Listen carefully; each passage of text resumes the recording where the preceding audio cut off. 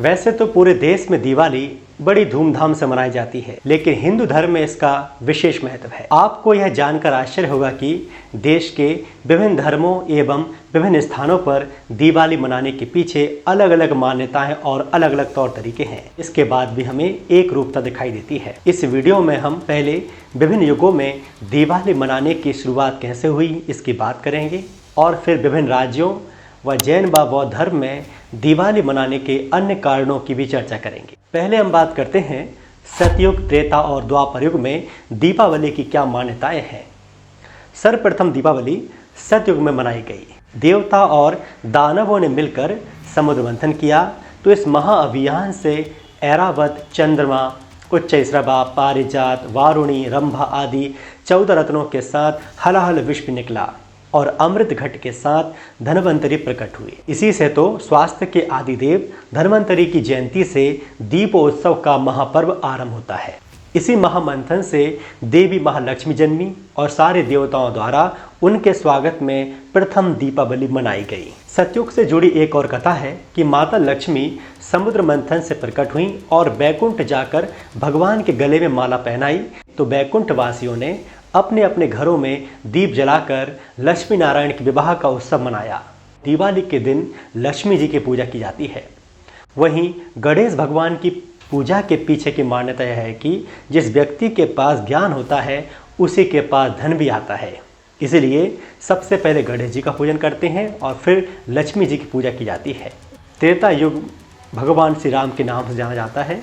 रावण को पराजित कर 14 वर्ष वनवास में बिताकर श्री राम के अयोध्या आगमन पर सारी नगरी दीप मालिकाओं से सजाई गई और यह पर्व अंधकार पर प्रकाश की विजय का प्रतीक दीप पर्व बन गया। द्वापर युग श्री कृष्ण का लीला युग रहा और दीपावली में दो महत्वपूर्ण आयाम जुड़ गए। पहली घटना श्री कृष्ण के बचपन की है। इंद्र पूजा का विरोध कर गोवर्धन पूजा का क्रांतिकारी निर्णय क्रियान्वित कर श्री कृष्ण ने स्थानीय प्राकृतिक संपदा के प्रति सामाजिक चेतना का शंखनाद किया और गोवर्धन पूजा के रूप में अन्नकूट की परंपरा बनी। कूट का अर्थ है पहाड़। अन्नकूट अर्थात भोज्य पदार्थों का पहाड़, पहाड़ जैसा ढेर अर्थात उनकी प्रचुरता से उपलब्धता। द्वापर युग की दूसरी घटना श्री कृष्ण के विवाह उपरांत की है।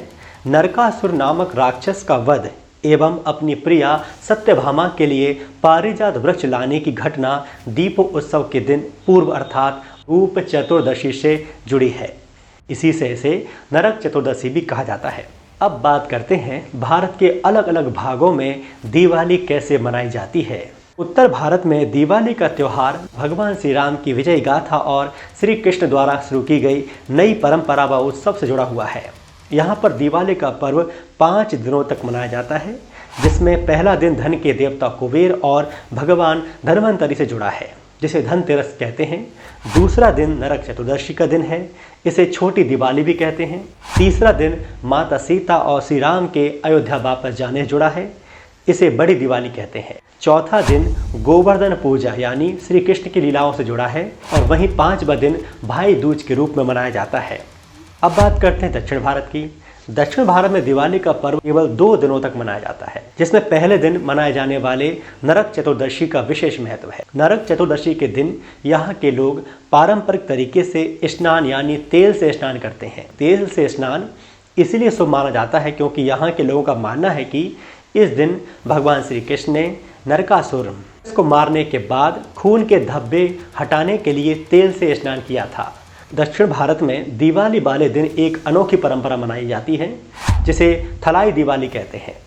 थलाई दिवाली के अनुसार नवविवाहित जोड़े लड़की के घर जाते हैं, वहां उनका भव्य स्वागत किया जाता है और घर के सभी बड़े बुजुर्ग उन्हें आशीर्वाद एवं उपहार देते हैं।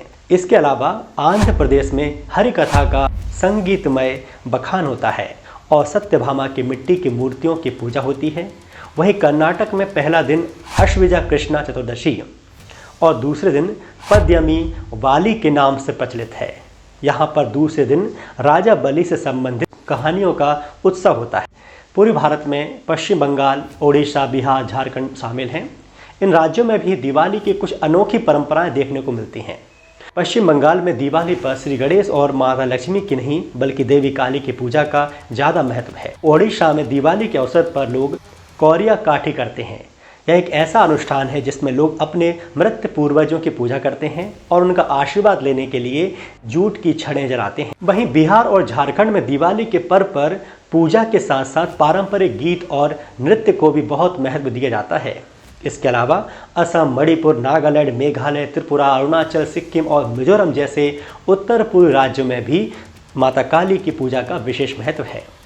उत्तर भारत की तरह पश्चिम भारत में भी दिवाली का त्यौहार 5 दिनों तक मनाया जाता है, लेकिन महाराष्ट्र में यह पर्व केवल 4 दिनों तक मनाया जाता है। मध्य भारत की बात करें, यहाँ भी दिवाली 5 दिनों की ही मनाई जाती है। यहाँ के आदिवासियों में भी दिवाली के त्यौहार को लेकर काफ़ी उत्साह होता है। तो इस तरह से भारत के प्रत्येक भाग में अलग अलग तरीके से दिवाली का उत्सव मनाया जाता है, जिसमें हमें एक रूपता भी दिखाई देती है। अब बात करते हैं बौद्ध और जैन धर्म की।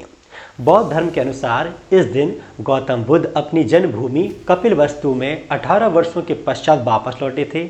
बौद्ध धर्म की मान्यताओं के अनुसार जब गौतम बुद्ध कपिलवस्तु वापस आए तो वहां के स्थानीय निवासियों ने लाखों दीप जलाकर उनका स्वागत किया।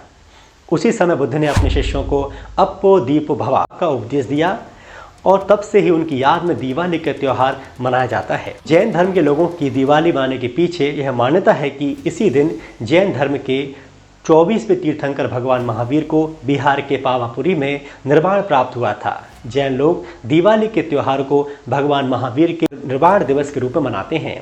जैन धर्म के लोग इस दिन विधि विधान से महावीर स्वामी की पूजा करते हैं। साथ ही बौद्ध एवं जैन धर्म में भी हिंदू रीति रिवाज के अनुसार भी दीपावली मनाई जाती है।